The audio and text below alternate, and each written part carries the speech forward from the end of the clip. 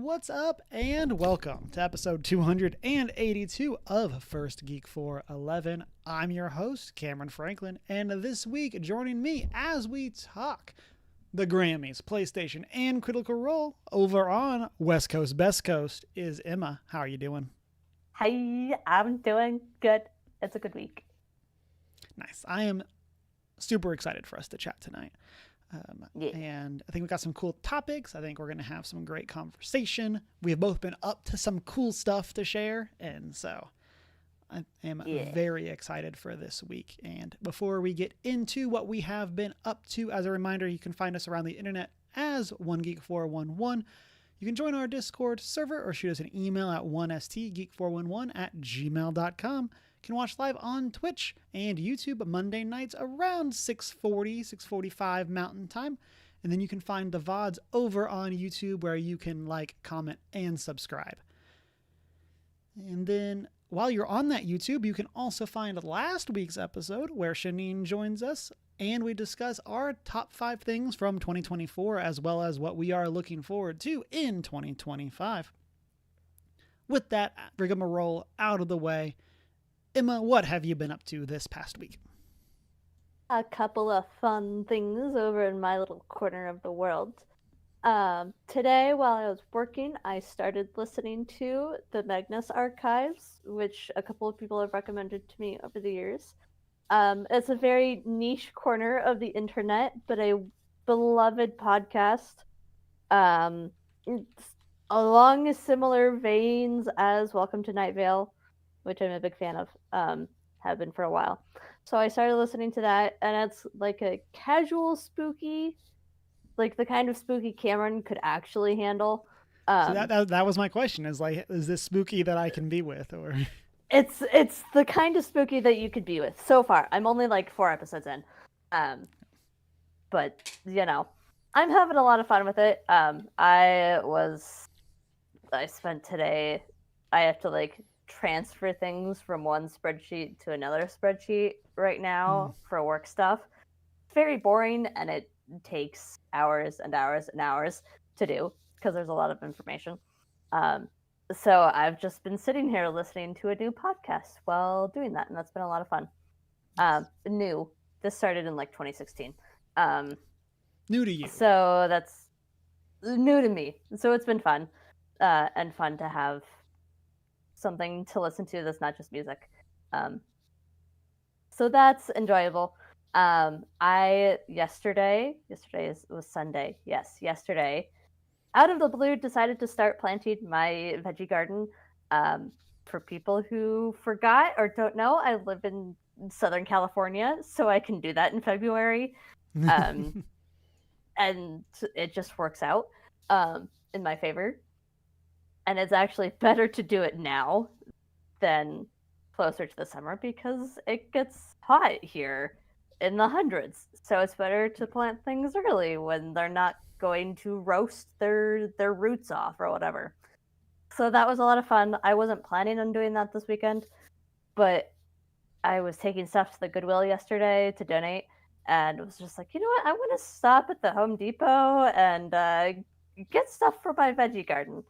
So I've got tomatoes and strawberries and cucumbers and beets, and I haven't planted them yet, but corn and beans, and it's gonna be fun, and I'm excited. So that was an enjoyable part of my weekend.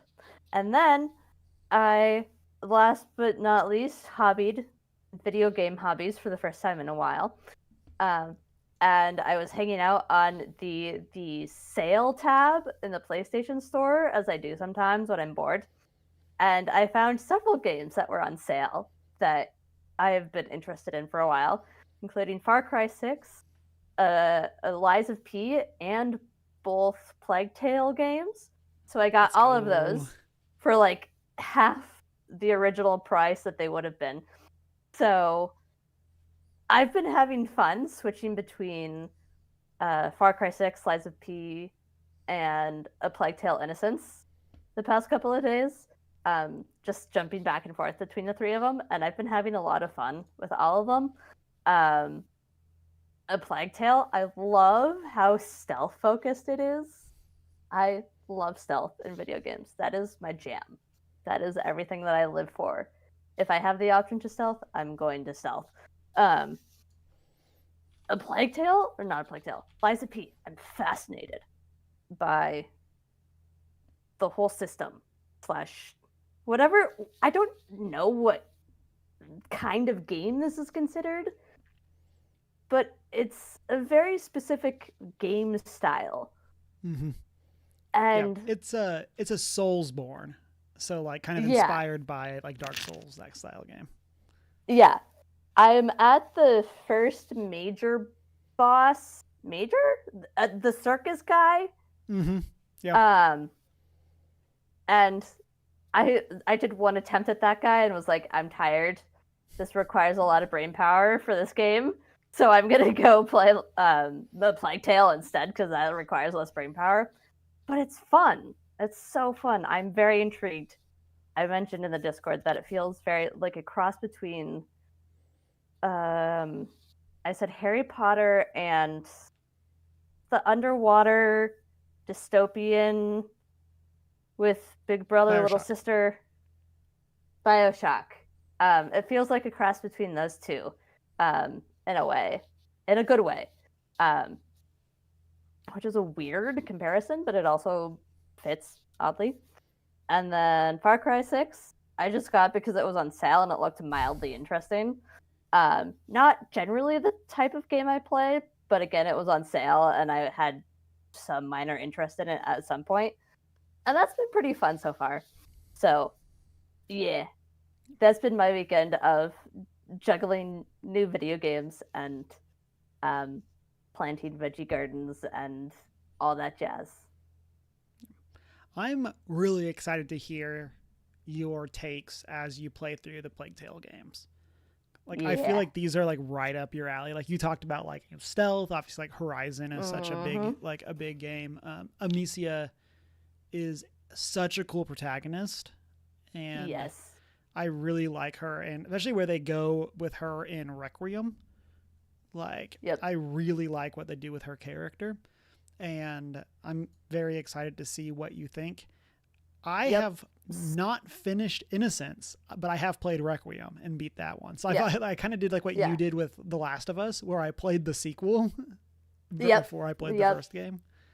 Spoilers with Innocence / where I'm at right now is we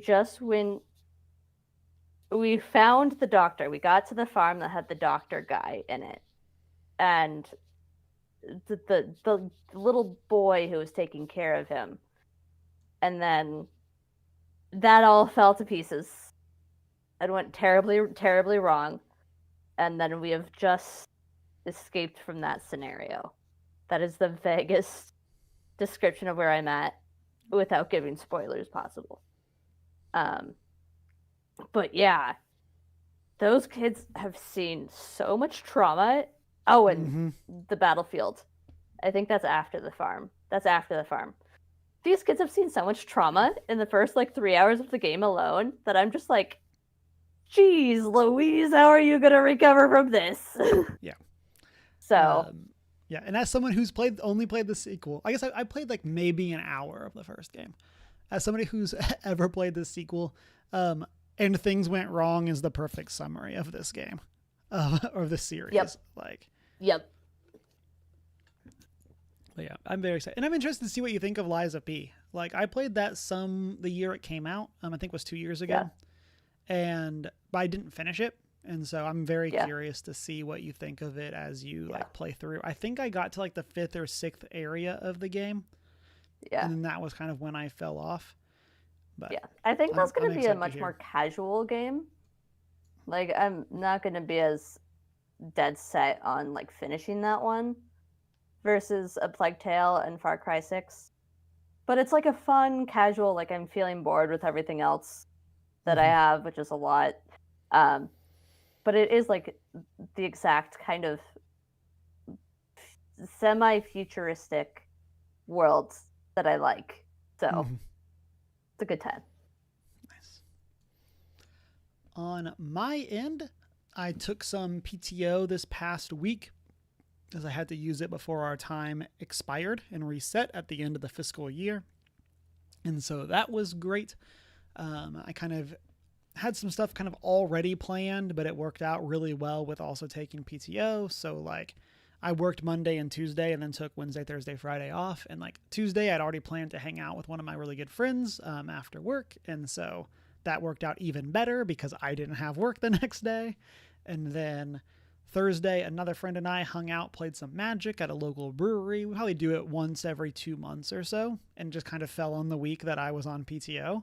And so that was really cool as well. He's one of the players in my Marvel Multiverse game. And so we also got to chat a little bit about that because we haven't really like, other than like during the session itself, we haven't really talked outside of, or like about the game. And so I was excited to like pick his brain and like tease him for some of the stuff that I have planned for the future. And so that was a lot of fun. And then kind of with that time, just did some general gaming and stuff like that. I made some more progress on Ghost of Tsushima. And then I started playing the 33 Immortals beta, which is from Thunder Lotus Games, which is the people that did Spiritfarer and Sundered. Mm-hmm. And so currently the beta is up, I believe, on Xbox and Epic. And so been playing it on Epic, enjoying it. I'm very curious about like the amount of content that's going to be here in the full game, because right now it just seems like there's a whole lot of like the same things. So I'm curious to how that's going to work for the future. But I'm excited to check it out more. And then also, probably my biggest thing is I've talked a while about Magic the Gathering, and so, but people may also know that I've been very interested in the Disney trading card game Lorcana for a while. And this past week, I finally found a shop that sells like Lorcana singles, and I was able to go and pick up some cards, and I was able to like scrap together a very bad deck. And I went and played in the set championships, which is like, from like my understanding, it's like the most competitive like local event. So like in terms of just like any shop can have these, and it's kind of like the most competitive events at those shops. So like there's obviously like way bigger tournaments, but like at like the local level, this is the most competitive. Again, could be wrong. That's just my understanding. And so my goal was to win one game, and I did it.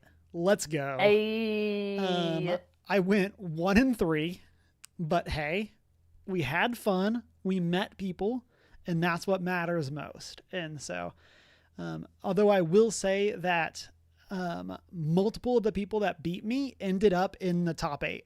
So, like, can't exactly be mad if got beat by people.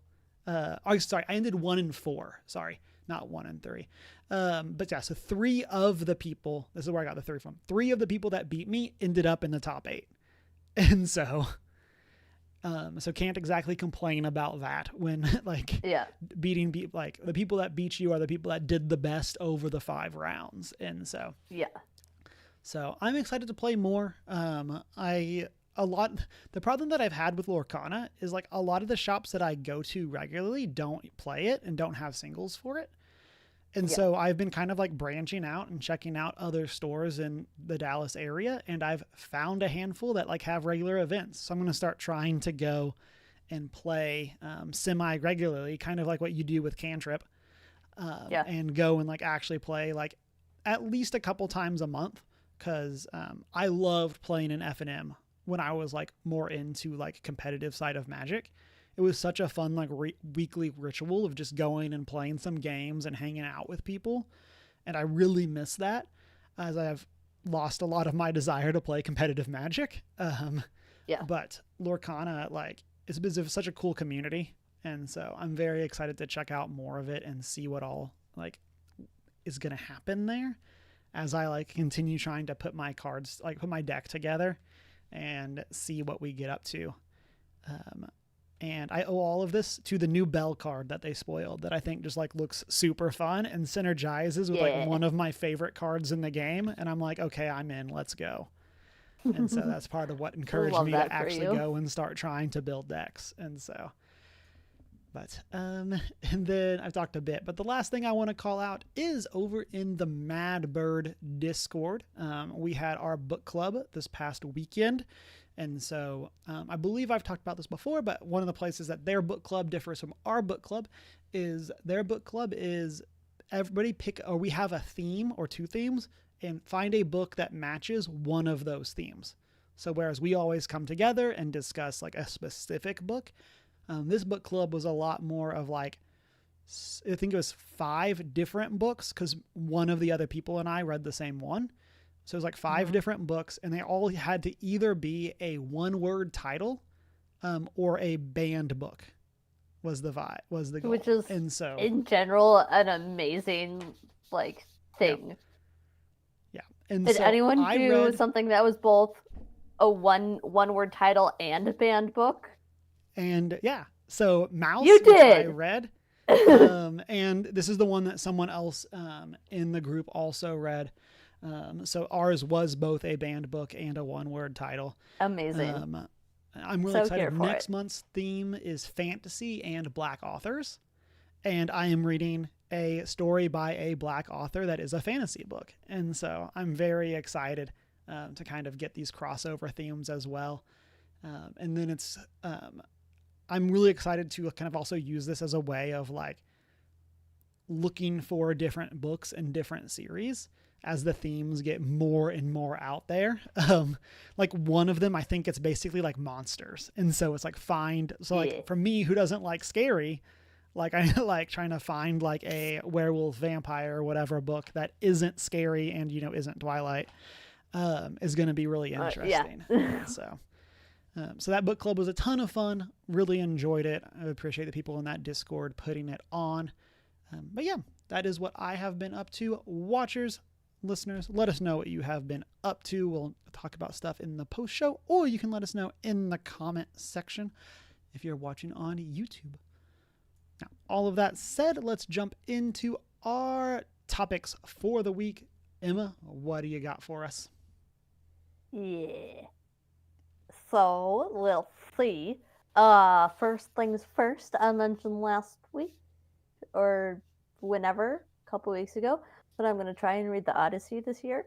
Apparently, Christopher Nolan is doing an Odyssey adaptation, which is great. And I love that. If he messes it up, I will be forever sad and mad. Because the Odyssey is like the foundation of a lot of modern fiction and storytelling, even when you don't know it. So that's great. There's been rumors about Robert Downey Jr. being involved, Tom Holland, Zendaya, Matt Damon, what's her name? Lupita Nyong'o? I don't know how to pronounce her last name. Apologies. There's just a lot of big names attached to this, which is great, because it's big names who would actually do this story justice as a story that is hundreds and hundreds and hundreds of years old. And it's a story that was written long before the concept of a movie ever existed. So I really want it to do well because it's really there's such amazing visuals. I could gush about this forever. And they're aiming for it to be an IMAX / they want to film it and to be designed for IMAX, which is great, because I don't know how to explain this other than when the first Avatar came out, it was a big deal for CGI technology. IMAX is a big deal for the Odyssey as a movie Um, it's a very similar correlation. Um, if done well, IMAX is going to be the perfect material for the story. Um, so yeah, they're aiming for July of 2026, so July of next year. Very exciting. I am glad that my decision to read the book was made before this announcement came because now I'm like, yeah, Perfect timing. great timing. Um, I have my book right over there. I would get it, but I'm tethered to my computer right now. Um, so I'm excited. I just hope that they don't completely ruin it because it is, again, such a classic and foundational part of media as we know it today and such a huge cultural thing. Yeah. So I'm excited. And I have faith in Christopher Nolan as someone who's come out with so many amazing films. So, Honestly, my biggest question for this is how long is this movie gonna be? oh Like, jeez. I could If I had to 100% see guess, like, yeah, I want to hear what you think. Like, okay, if he is going to do it right, my guess is a minimum slash it should be like hitting the 3 hour mark minimum. yeah, Like, that's kind of what I was gonna say. Is I feel like the theatrical cut for this movie will be like 3 hours, but I could see this being a yeah, Lord of the Rings situation where yeah, the extended cut is released like a year later, and it's yeah, another like 2 hour movie on top of that, like with added stuff. Like, yeah. If it's going to be done right, it does have to be given the Lord of the Rings treatment. All things considered, even if they have a slimmed down version for the theaters, like mm-hmm. they should have and should acknowledge that there needs to be an extended version that is released to the public Yeah. because which is easy to do relatively speaking for the Odyssey because there's so many it's a story that's split into so many little sections, Right. if you will, um, that you can pull out some stuff for theater viewing and add them back in. Mm-hmm. That doesn't mean you should compartmentalize for the sake of being able to do that. You got to make it flow a bit better, but yeah. Yeah.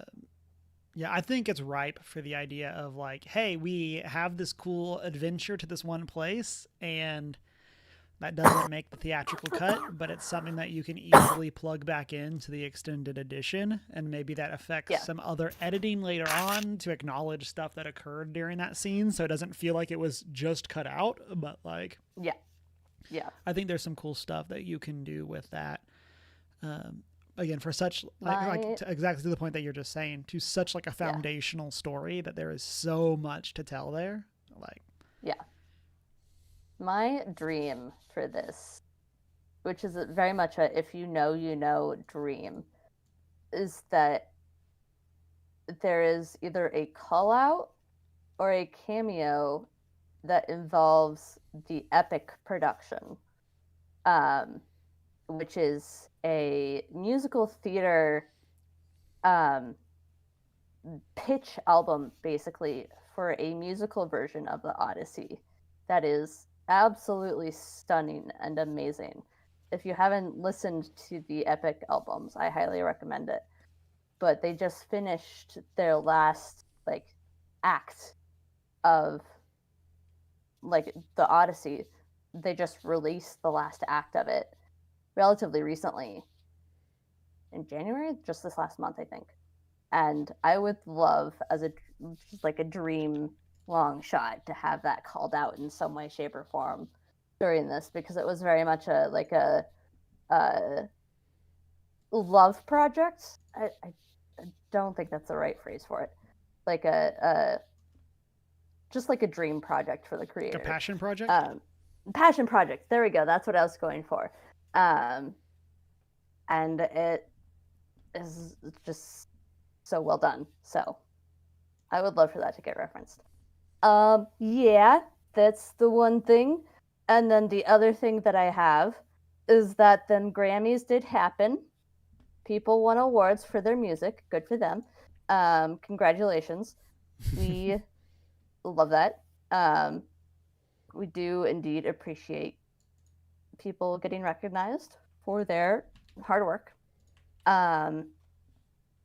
Chappell Roan won for Best New Artist. I am mentioning this for multiple reasons. One, very well deserved. I am not a big Chappell Roan fan. I say that as though I don't like her. I do like her music, but I just don't listen to it very often. I think it's very well deserved. And I mentioned that because it's well deserved, but she also used her speech as a chance to call out the record labels for their treatment of artists, which has never been great. And it should be a lot better, especially in this day and age, but it's not. And she literally she had a notebook that she had written out her acceptance speech in, that she just had up there with her, to tell the record labels to do better. Basically, she ended her speech with, "We've got your back. Do you have ours? Like, give us healthcare, give us a dependable living wage." She essentially, she was signed to a label or something when the pandemic hit as essentially a teenager, and then the pandemic hit and she had no work experience, nothing, but she was this very talented artist. So she didn't have anything to do, and had a hard time finding a job and couldn't afford health insurance. And of course, it's fortunately worked out for the better. But not everyone has that luck or that chance. Right. Or and that. And I'll say with that too, miracle. I feel like this kind of falls into a similar category of like the response of some people have had to like the LA wildfires, where like, yes, there's a lot of artists that their healthcare isn't a big concern because they make so much, but there is a large number of artists that is not the case for. Like artists that, like, to go to the Taylor Swift side of things, that like didn't own their music and then kind of got screwed over because other people bought it and people who had done literally nothing were making money off of her music. And this idea that like, well, if the people that create the contracts are the ones that have all of the power because that's the only way you can get your music out there. Like, they need to actually provide a more equal service to the artists so that they can actually perform and like take care of things. Like, it should not be something that, like, again, it's so easy for us to look at this and say like, oh, well, they sold out a stadium, they should be making a lot of money, but like, they're not. We don't. A good chunk of their income for a lot of these artists in those stadium tours even is just the merchandise. Like that's where a lot of the money comes from, and even then it's ends up not being a lot because they have to pay for the cost of producing that merch, for the cost of renting out that stadium for that one night, paying the tour technicians for like by the time they've paid for everything, they don't see a lot of that money come in.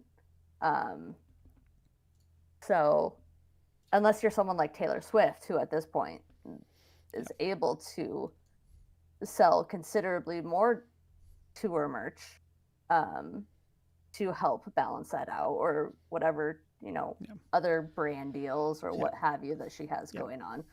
And again, kind of like to that same point, it's like for every Taylor Swift that can enforce her will, there's 100 other artists that can't. Yeah, And like, exactly. even if they're a huge name, like they are going where they're told to perform. They are getting paid Yep. probably not a lot. Like No. they just don't have the access to what they need. And that's, yeah. I love that during the speech, Chappell like had to turn the page and she just sets Yeah. down the She Grammy. just set it Like, down. no care. We're just putting this on the ground. I got Yeah. things to say. And Yeah. yeah, I think that's And she awesome said that it in the she, most eloquent way. mm-hmm, Like, again, I don't listen to her stuff often, but I respect her so much because she knew this was an opportunity to like speak out about this issue. And she said it in a very polite way that was also like, hey, this is a broken problem. yep. This is an issue. We need to fix it. That was very much not a slap in your face, but like a, we need to acknowledge this is a thing and get working on it, while also being very like nice about it. And I respect her so much for that, because it's like, yeah, I'm more likely to respect someone and listen to someone who approaches a problem like that nicely. And I respect her so much for the way she used that space and how she used it. So that seems like the noteworthy moment to me Mm-hmm. of the evening. Yeah. Again, congratulations to her. I think it's very well deserved. Um, as a win, like her stuff really is amazing. Um, and to everyone else who won, um, do do do Yeah. I'll do. say she also, we have a picture up. She performed Pink Pony Club at Yeah, the Grammys, and it was an awesome performance. it was. That's basically all I watched was Yeah. was her performing her acceptance speech, and then Taylor Swift presenting Country Album of the Year to Cowboy Carter. That was basically Yeah. the only part of this that I had seen. Or that I saw. And shout out to Cowboy Carter also winning Album of the Year. But Yeah. Kendrick Lamar won some stuff. Espresso by Sabrina Carpenter won for best pop solo performance. Some other great winners over there that are well deserved or otherwise. If not, if otherwise, I wouldn't know because I'm not super into. I am confused scrolling down this list because I just hit best rock performance and it's Now and Then by the Beatles. Okay, I'm not going to question that. Okay, I'm moving on because I am confused by that.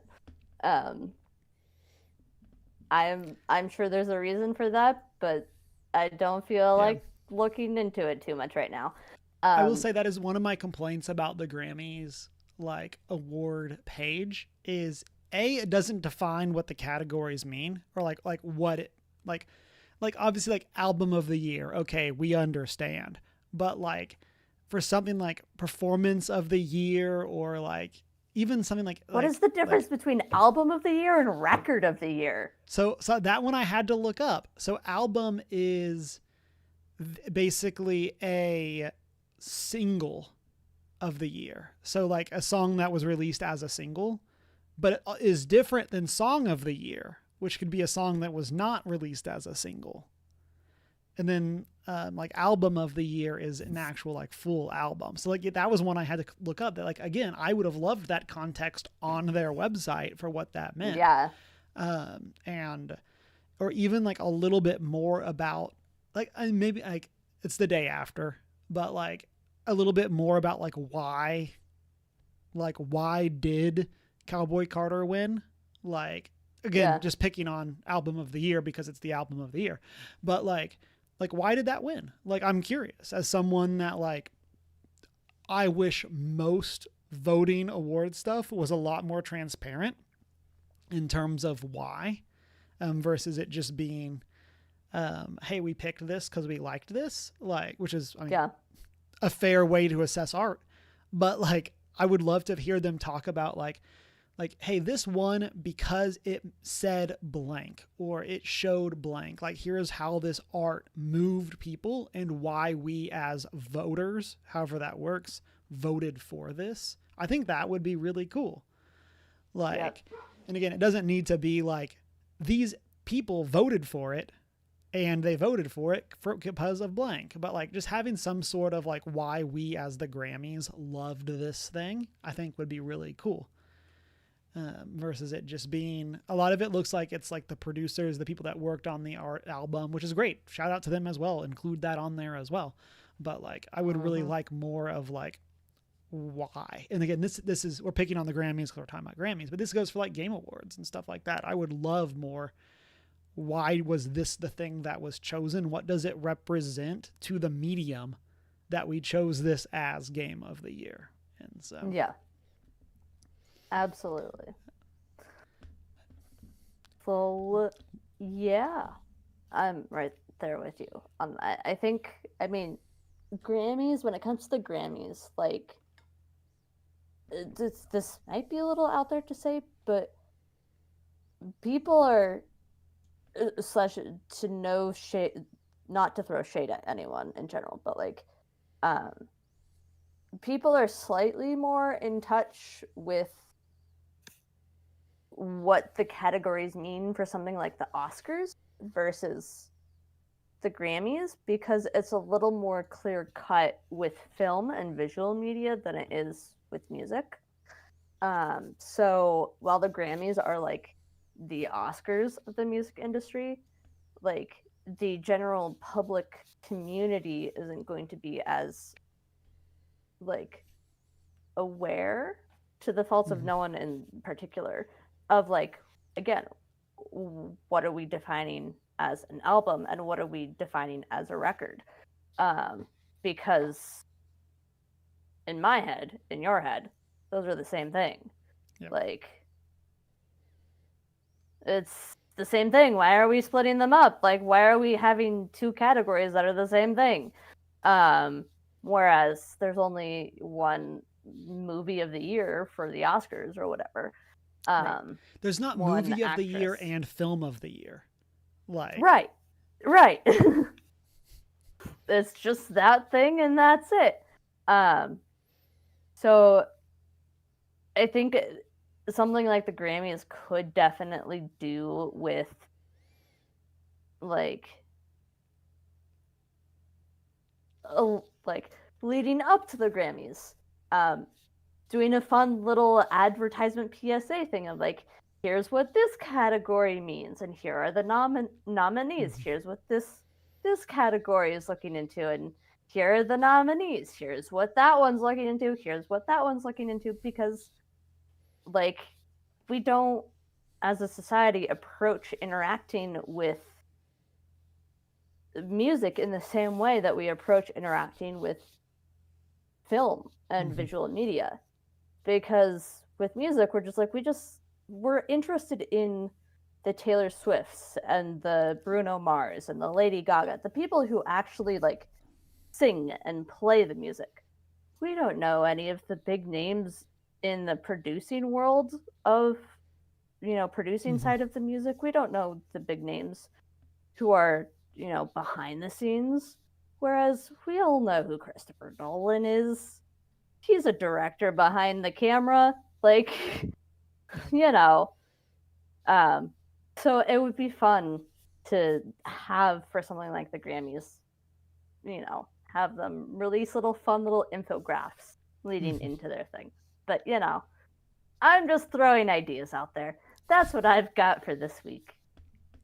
Sounds good. We can jump into my topics. I have two for us as well. And one of them, we're using Astro Kratos for everything because I keep forgetting to find someone else that works for this. But we have, thanks to leaker Nate the Hate, who recently leaked the Nintendo Switch 2 reveal. ahead of it. We have rumors coming around of a PlayStation State of Play the week of Valentine's, so somewhere between February 10th and 14th. There's not necessarily a specific date, but sometime in that week. Overall, not surprising. I think PlayStation very typically has a State of Play in February, and so very excited that we could be getting more. This is also, I like how IGN's article says it's speculation time. Because overall, we know very little about PlayStation's 2025. PlayStation did not have, from a first-party perspective, a lot in 2024, other than Game of the Year Astrobot.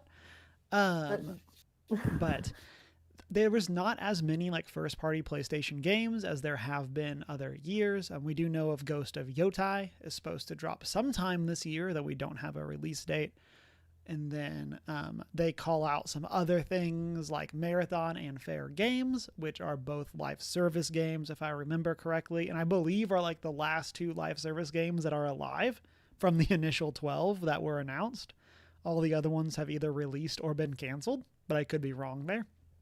And then they also call out some interesting games that we could see being Intergalactic, Marvel's Wolverine, and then Hideo Kojima's Death Stranding 2 on the beach. And so I'm really curious to what we're going to get here. Just, again, we just know so little. Like PlayStation was so quiet last year, and then legitimately until the summer, we didn't even know about Astrobot. I'm super curious to what we're going to be getting from this. I personally would love for us to get some more information on Wolverine, an actual trailer. Because what we got when that was revealed was basically just a teaser of Wolverine at a bar. But there was no context for the rest of what was going on. So I would really like to see what is Insomniac's take on Wolverine going to be, and how are they going to be handling the darker, grittier side of the MCU, or not the MCU, of the Marvel games, compared to Spider-Man, which is obviously a lot more joyful and hopeful as a character. And so I am looking at this article you linked in. Mm-hmm. /2, and there's a survey in it about what PlayStation game are you looking forward to at their next State of Play, and it has 8, and one of them is Horizon multiplayer live service project. Mm-hmm. No one wants that. As an avid Horizon player, no one wants that. Yeah, that's the last thing we want, is a multiplayer live service project for Horizon. This kind of goes, I think we had this conversation 2 weeks ago, but I think about live servicing the IPs and making them multiplayer. I think this game is actually Guerrilla. It's actually this is not another studio doing a Horizon thing. It is Guerrilla we don't doing want a that. multiplayer Take project. Take it from an avid Horizon Zero Dawn player. We don't want a multiplayer Horizon game. Part of what makes it so good is that it's a single player game.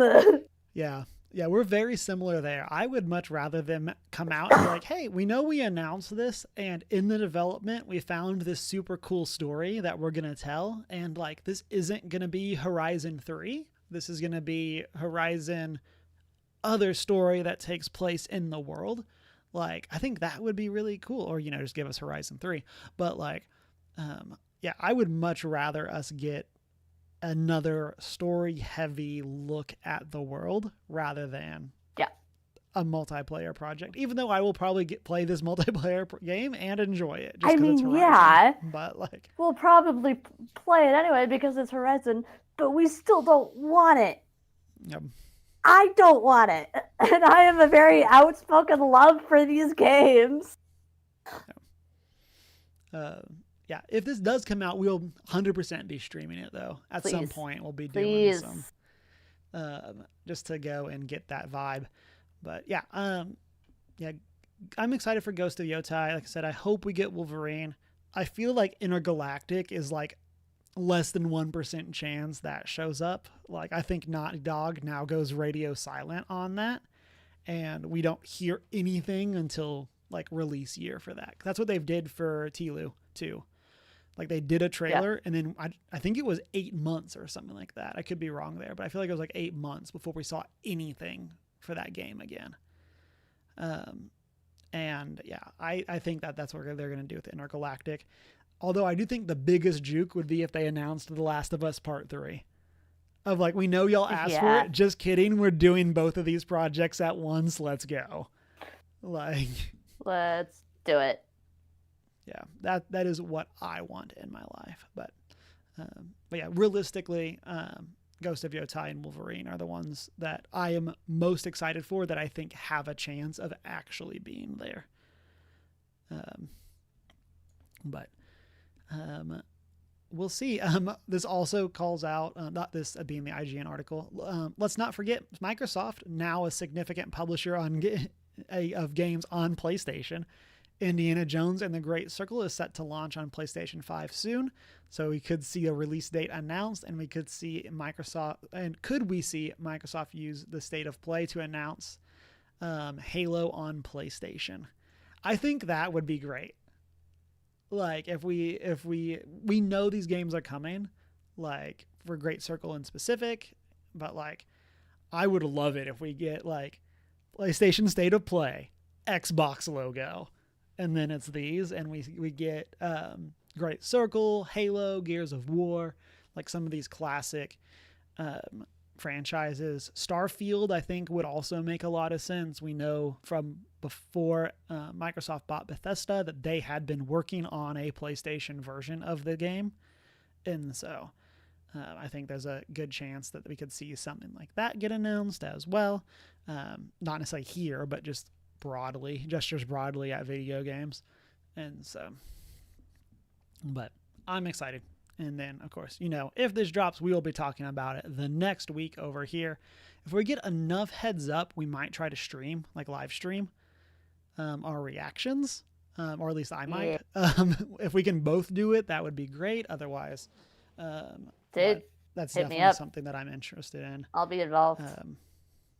So we'll see what that looks like, if we're able to do it. And then, yeah.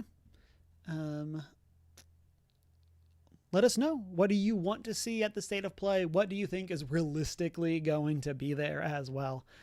Hit us up with all of that. And then for our last topic of the week, Emma, I know keeping up with Critical Role is a struggle, but what if there was an 8.5-hour finale to Campaign 3? Oh boy, it's almost like this would give me motivation to actually keep watching, because there would be an end in sight. Yeah. Which is something I totally didn't say to you before we started this episode. Yep. So we got the announcement this past week that Critical Role will be wrapping up Campaign 3 this week on February 6th with an 8.5-hour finale that will all be live streamed. Yep. And the episode itself is pre-recorded, so it's not like they will be RPing for I would feel so bad for them if that were the case. I would as well. But 8.5 hours. They also said in their video announcement that you'll actually see them change clothes during the recording, because they were recording this during the forest fires in LA, and like partway through the recording, they had to stop and evacuate. And so there will be some sort of cut, and then they'll come back and they will be in different clothes on a different day. And then, like I said, this will be the conclusion of Campaign 3. There's another quote specifically I wanted to read. And so this is from Marisha. It says, this finale for Campaign 3 marks the end of one very epic chapter of Exandrian history. There also is some interesting implications kind of around what they've said. They talk about this like wrapping up the 10-year arc that they've been on as they also get close to celebrating their 10-year anniversary. And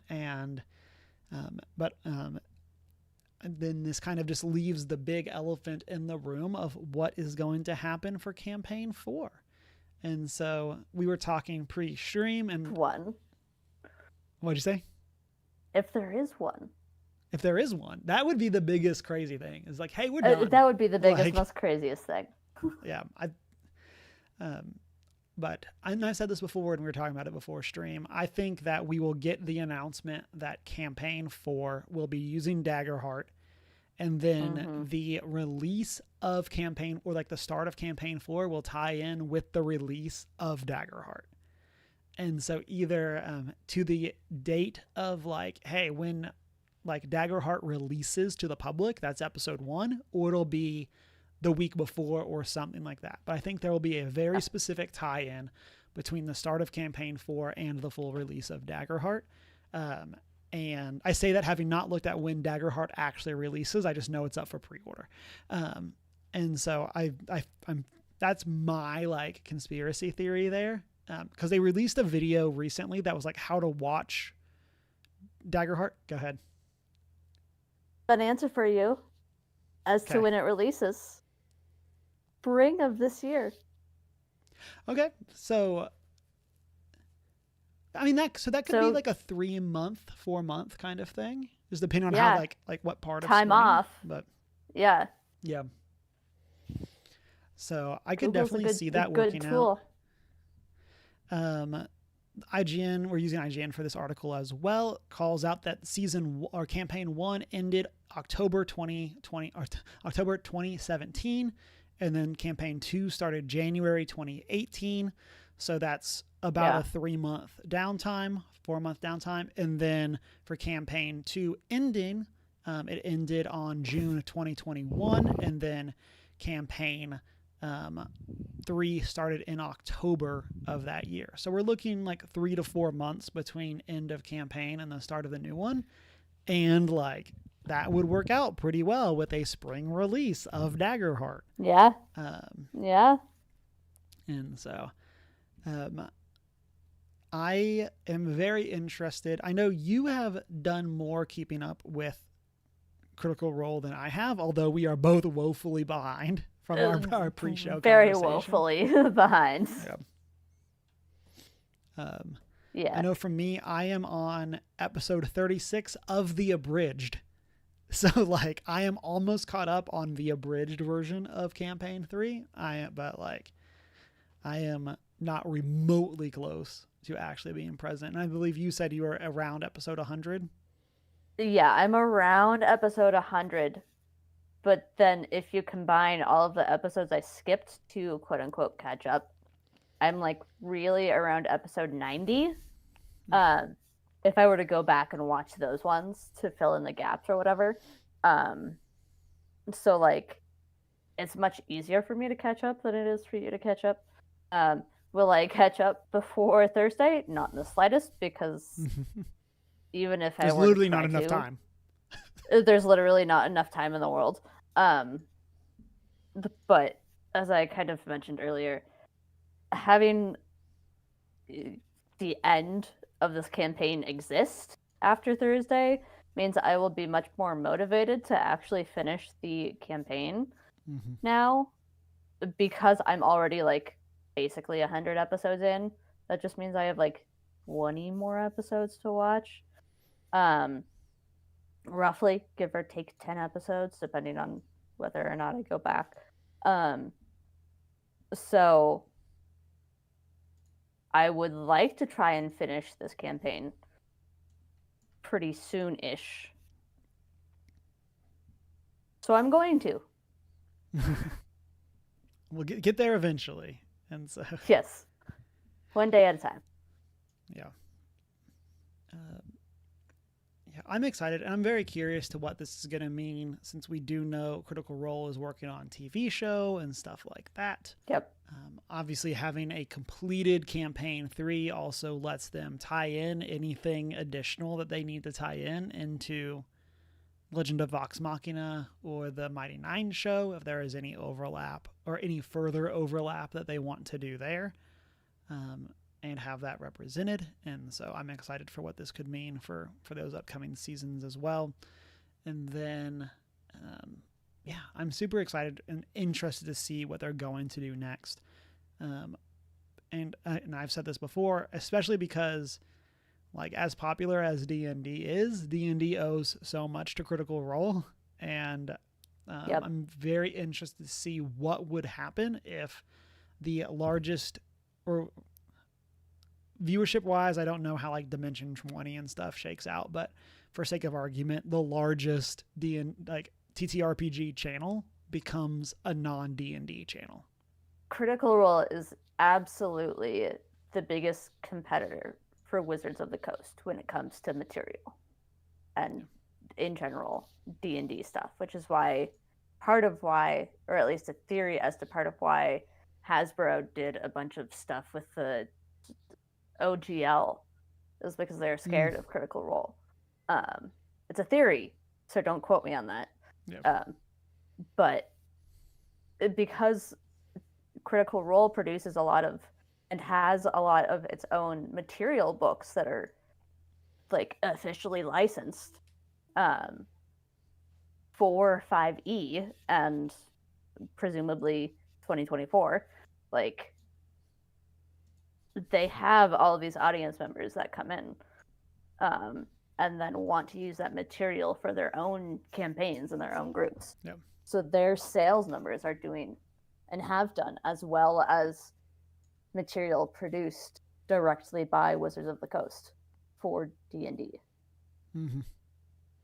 Yeah, there's also something to be said about the fact that side of stuff. Yeah, like there's something to be said about the fact too that like the personality of Critical Role is way bigger than like the personality of D&D, of like having these very famous voice actors that like if they're going to like start to fully throw their weight behind Daggerheart, or like even if they've been doing Candela, like I don't see them pushing Candela very much outside of their like smaller stuff.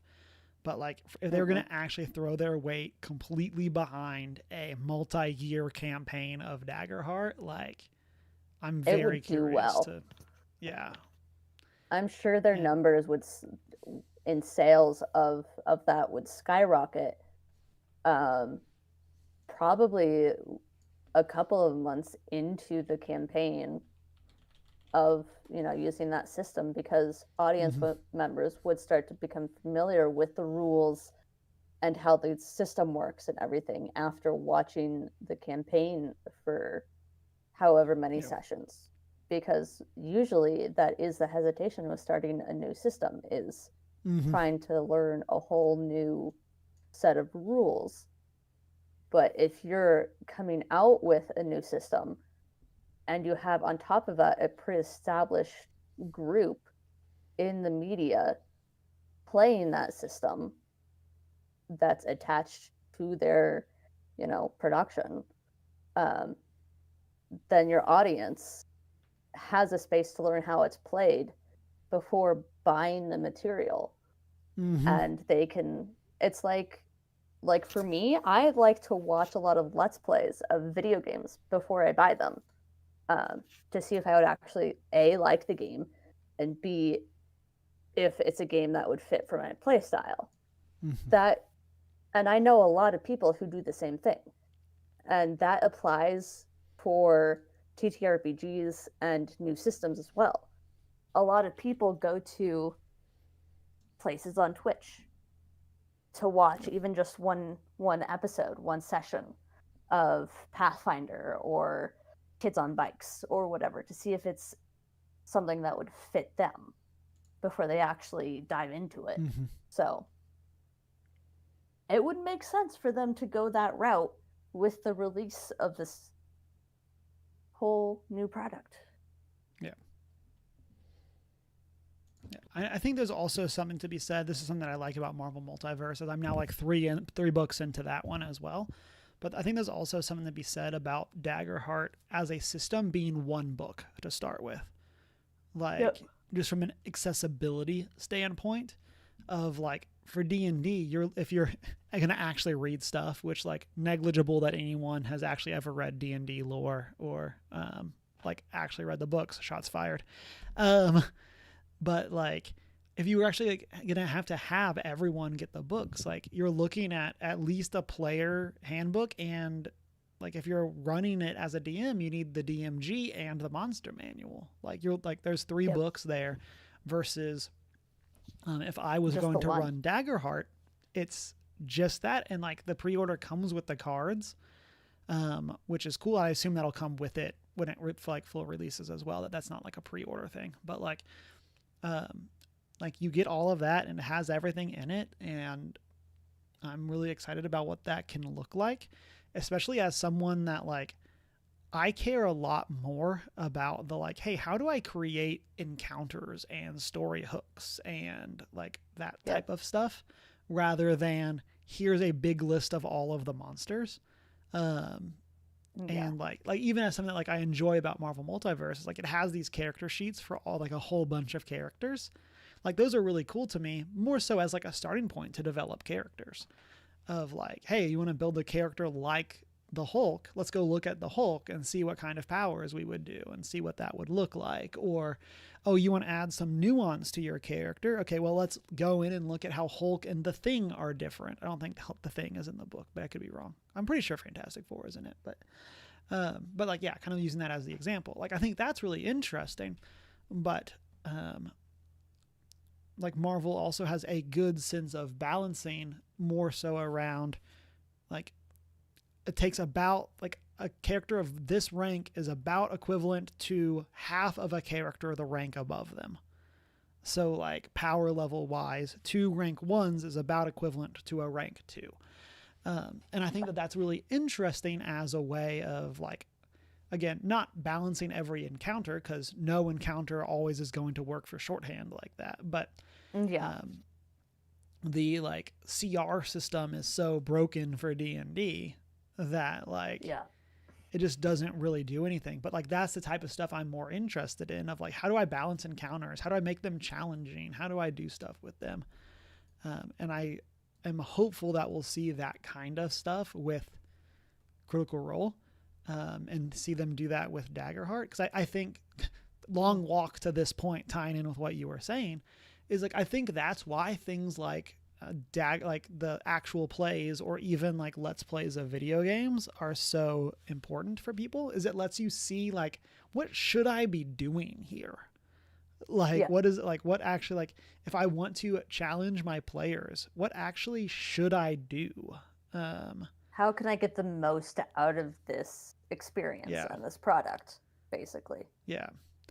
And I think that that's something that can be really interesting. And also I think for a Critical Role side of things, creates awesome one-shot ideas of like, hey, we're going to go to a convention and we're going to run a one-shot that is episode 5 of Critical Role. Like this is an episode where things went really poorly for the battle. Let's see what would happen in an alternate universe where you're the players at the table. Like that seems like a really fun idea of like reaching out to the Critical Role fan and like tying in like literally what they did, like, and using Critical Role both as the advertising arm for it, but also as the teaching arm. And I think there can be a lot of really cool stuff there. Yeah, 100%. Time will tell, Emma, what system Critical Role will use for campaign 4, and whether it's Daggerheart or no campaign 4. But that's, I mean, my guess is either Daggerheart campaign 4 or just no campaign 4 / no campaign 4 for like a year, because they've got other projects going on. So that's my guess is either a Daggerheart campaign 4 at some point in the next 6-ish months, or they're just not going to do one for a while because they've got TV shows and you know, these releases, and they might do a couple of one-shot special releases and do some more like limited series like Dimension 20 does. Yeah. I think that's something that'd be really cool as well for them to say, hey, we're going to tell because a lot of their one shots include, or their Exandria Unlimited stuff, which there is one that's going to be starting after the campaign finishes with Brennan back. I do think it'd be really interesting for them to say, hey, like we've done these, like there's one shots, we've done these like 4 episode ones, and then we've done like the full campaign. What does a 20 episode campaign look like? Where it's like, let's actually tell a campaign story versus just like four sessions, but let's do it in a way that is like a more grand narrative. And so I think that could be very fun. And then they could tie that into whatever they wanted to do next if they really wanted to. But I think that's a cool way of doing things, if they didn't want to put the label of campaign 4 on what they were doing. But all that said, that is our news for this week. We will be back next week chatting, probably if a PlayStation State of Play was announced next Monday, and then hanging out and chatting any other exciting new stuff that comes up. As a reminder, our book club is Aesthetic and Drowning by Ava Reed.